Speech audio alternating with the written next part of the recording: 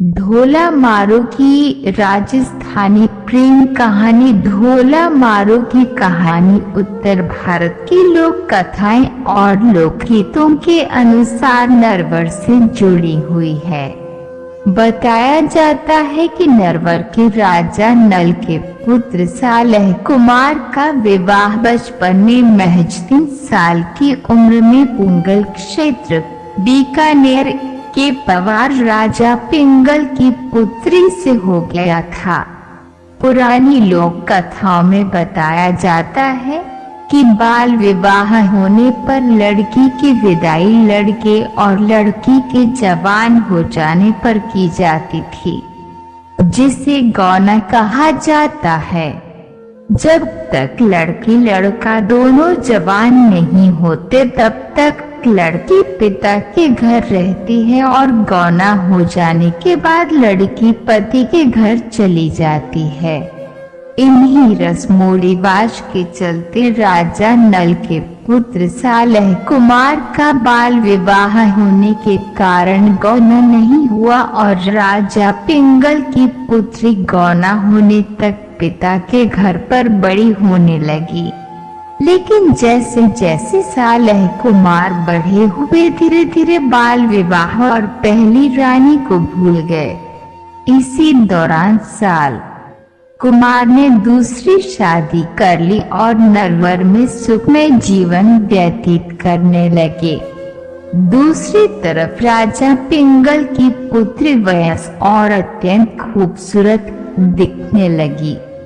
राजा पिंगल ने नरवर में कई संदेशवाहक गौने की सूचना पहुंचाने के लिए भेजे, लेकिन साल कुमार की दूसरी रानी उन्हें बड़ी चतुराई से सालह कुमार तक संदेश पहुंचाने से पहले मरवा देती थी, क्योंकि उसे डर था कि सालह कुमार अपनी पहली रानी की सुंदरता पर मोहित होकर उसे छोड़कर कहीं पहली रानी के पास में चला न जाए। इसी तरह काफी समय बीत गया और पिंगल की बेटी और भी जवान और खूबसूरत होती गई। पिंगल की पुत्री को इंतजार और विश्वास था कि सालह कुमार उससे गौना करने जरूर आएगा, लेकिन काफी समय बीत जाने के बाद राजकुमारी सालह कुमार के वियोग में तड़पने लगी। पुत्री की ये हालत देख राजा पिंगली ने सालह कुमार तक संदेश पहुंचाने की कई प्रयत्न किए, लेकिन हर बार रानी संदेशवाहकों को मरवा डालती।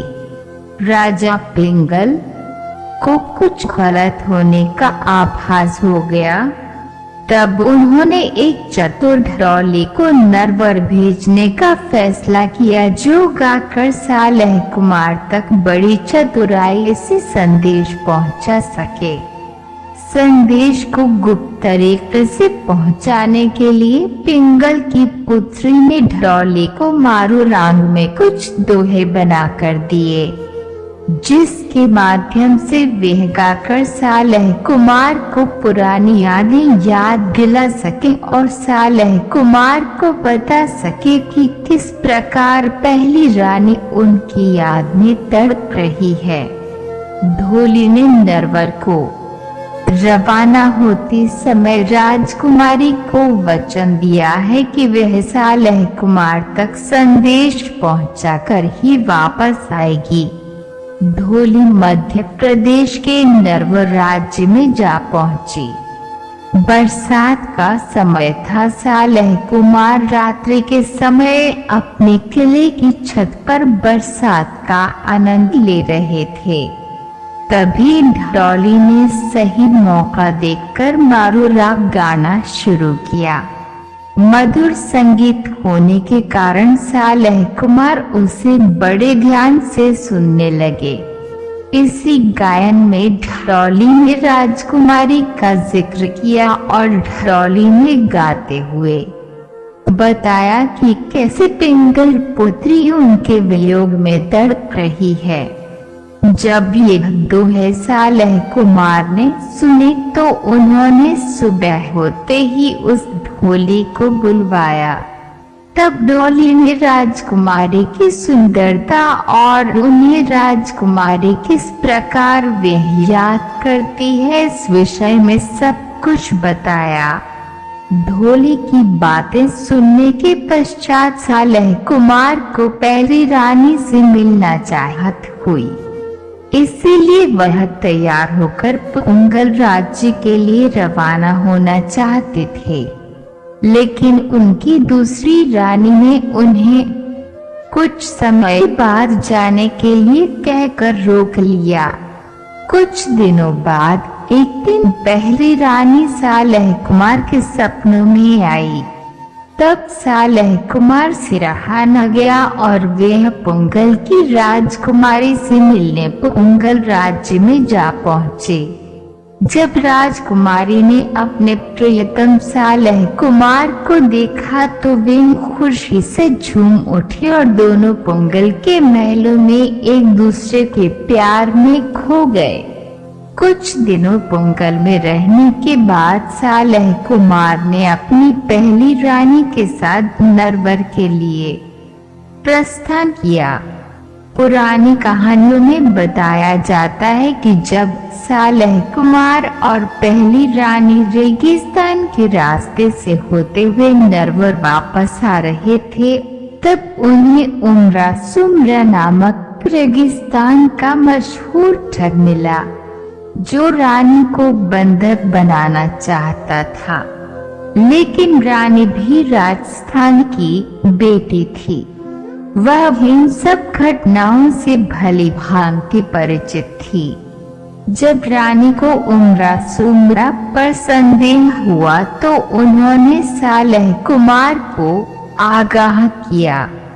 सालेह कुमार को खतरा महसूस होने पर रानी और सालेह कुमार ऊंट पर बैठकर वहां से भाग निकले। उम्रा सुम्रा ने उनका पीछा करने का काफी प्रयत्न किया, लेकिन वो उनके हाथ न लगे।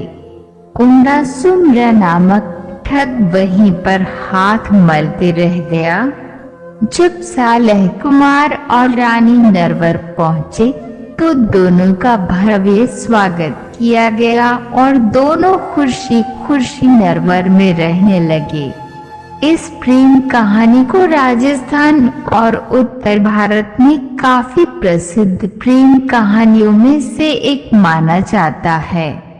इस ढोला मारू की प्रेम कहानी का जिक्र आपको राजस्थान के लोकगीतों में साफ साफ देखने को मिल जाएगा।